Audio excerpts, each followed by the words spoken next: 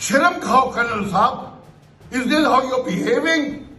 मैं हैरान हूं आप लोगों के ऊपर कि ये हमने एम्बेसी के अंदर क्या ये कीड़े मकोड़े अपॉइंट करके रखे थे?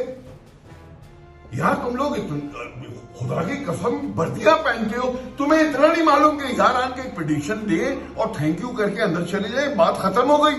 तो अखलाकियात भी कोई चीज होती है? कोई अखलाकिया भी होता है, कुछ नहीं होता है।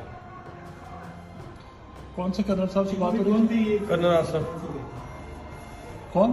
कर्नल आसफ साहब है जी यहाँ पे अटैच। डिफेंस अटैची है भाई कर्नल आसिफ। फोन बंद है? हाँ वो आपका जो है हाँ सही कहा। इतना उनको ऊपर मेरा मैसेज दे दो कि अगर कल इलेक्शन हो गया और खान साहब हो रहा है जीत इंशाअल्लाह गए ताला। तो मेरी जान उनसे ये पूछ लो, आपकी शक्लें हमने सब मोबाइल पर रिकॉर्ड करी हैं, कहाँ जाओगे इसके बाद?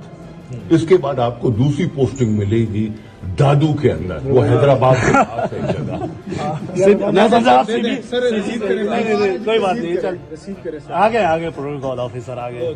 सर आइए डरने की क्या बात है, छुप के क्यों देख रहे हो? देनी है, खत्म बात।